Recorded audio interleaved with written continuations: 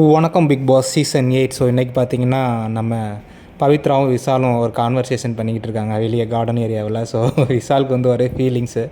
So Vishal வந்து பவித்ராட்ட கேட்குறான், பவித்ரா அவங்க மைண்டில் யார் இருக்கா இந்த வாரம் வெளியில் போவாங்க அப்படின்னு. உடனே பவித்ரா வந்து டிப்ளமேட்டிக்காக ஒரு ஆன்சர் சொல்கிறாங்க, எனக்கு தெரியும், நான் ரொம்ப யோசிக்கிறது இல்லை, யோசிச்சாலும் மனசுக்குள்ளே வச்சுருப்பேன், யார்ட்டையும் சொல்கிறதில்ல அப்படின்னு. இல்லை நீங்கள் வந்து சொல்லுங்கள் சும்மா 2 பேரை, நான் அதுக்கான எக்ஸ்ப்ளனேஷன்லாம் கேட்க மாட்டேன் அப்படின்னு வந்து விசால் கேட்குறாரு. உடனே பவித்ரா வந்து ரொம்ப நேரம் யோசிச்சுட்டு அதுக்கடுத்து சொல்கிறாங்க, எனக்கு தெரிஞ்சு ஒருவேளை மஞ்சரியும் ராணவும் போகிறதுக்கு வாய்ப்பு இருக்குது அப்படின்னு வந்து பவித்ரா சொல்கிறாங்க. உடனே விசால் வந்து சொல்கிறாப்புல, என்ன எல்லாருமே மஞ்சரியவே சொல்கிறீங்க அப்படின்னு வந்து விசால் சொல்லவும் பவித்ரா கேட்குறாங்க, அப்போ ரொம்ப எல்லார்ட்டையும் போய் கேட்டுக்கிட்டு இருக்கிய இந்த மாதிரி அப்படின்னு. இல்லை, நாங்கள் பசங்கள்லாம் பேசுவோம்ல, அப்போ வந்து அவங்க சொல்லுவாங்கள்ல, ஸோ அதில் வந்து மஞ்சரி பேர் இருந்துச்சு, அதனால் நீங்களும் சொல்கிறீங்களா, அதனால் சொன்னேன் அப்படின்னு.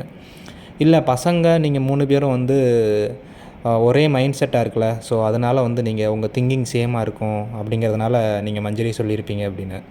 உடனே பவித்ரா கேட்குறாங்க, உங்களுக்கு யார் தோணுது அப்படின்னு. எனக்கு வந்து ராணவ் தோணுது அப்படிங்கிறது வந்து விசால் சொல்லிக்கிட்டு இருக்கான். அதுக்கப்புறம் வந்து விசால் சொல்கிறான், ரொம்ப மன வலியாக இருக்குது, இன்றைக்கி பவுலிங்கில் வந்து தோற்றுட்டு பாயிண்ட் எடுக்காமல் இருந்திருந்தாலும் பிரச்சனை இல்லை, ஆனால் தோற்றதுக்கப்புறம் எல்லா பாயிண்ட்டும் அடுத்தவங்களுக்கு போயிடுச்சு, சம்பாரித்து வச்சதெல்லாம், அதை நினைக்கும் போது ரொம்ப கஷ்டமாக இருக்குது அப்படின்னு வந்து விசால் சொல்லிக்கிட்டு இருக்கான். உடனே பவித்ரா, ஆமாம் எனக்கும் அப்படி தான், என் பாயிண்ட் அப்படி தான் போயிடுச்சு, ஸோ என்ன பண்ணுறது, ஒன்றும் பண்ண முடியாது, கேக்கை சாப்பிட்டுக்கிட்டே கடந்து போக வேண்டியதான் அப்படின்னு வந்து ஃபன்னியாக சொல்லிகிட்டு இருக்காங்க. ஆனால் பவித்ராவுக்கு பாவங்க, இன்றைக்கி ஃபுல்லாக அந்த ஃபோன் டாஸ்கில் யாருமே ஃபோனை எடுத்து பவித்ராவுக்கு டாஸ்க் கொடுக்கவே இல்லை. அதுதான் முத்துக்குமரன்ட்டு இவங்க வந்து டிஸ்கஸ் பண்ணிகிட்டு இருந்தாங்க. ஸோ அதுக்கப்புறம் பார்த்திங்கன்னா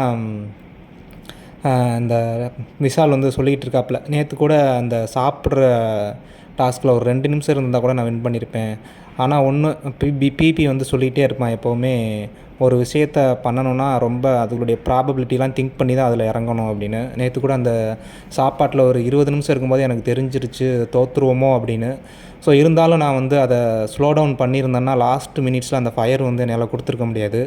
ஸோ நானும் ட்ரை பண்ணேன் அப்படிங்கிறது வந்து எனக்கு பெரிய சந்தோஷமாக இருக்குது. அதுக்கப்புறம் பார்த்திங்கன்னா அந்த நேற்று நடந்த அந்த அந்த ஜாக் தூக்கிட்டு போவாங்கள்ல ஜார், ஸோ அதில் கூட நான் கூட வின் பண்ணிடுவேன் தான் நினச்சேன். ஃபஸ்ட்டில் கூட 2வது இடத்துல வந்தேன், ஆனால் அதை கேன்சல் பண்ணிட்டாங்க. அதுக்கப்புறம் செகண்ட்லேயும் நானும் முத்துக்குமரனை ஃபாலோ பண்ணி தான் வந்துக்கிட்டு இருந்தேன், பட் வந்து என்னை அவுட் பண்ணி விட்டாங்க, தெரியாமல் அந்த மேலே பிடிச்சிட்டேன் அப்படின்னு.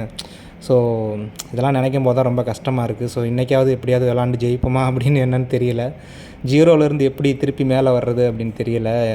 நேற்று எல்லா கேம்லையும் ஜெயிச்சிருந்தா இன்னும் நான் 14 பாயிண்டில் இருந்திருப்பேன், என்னையெல்லாம் யாருமே தொட்டிருக்கவே முடியாது. இப்போ பார்த்தா அப்படியே ரிவர்ஸில் வந்து 0ல் இருக்குது. ஸோ இதிலேருந்து எப்படி மீண்டு வர போகிறோன்னு தெரியல அப்படின்னு வந்து பவித்ராட்ட வந்து விசால் வந்து கான்வர்சேஷன் பண்ணிகிட்டு இருக்காரு.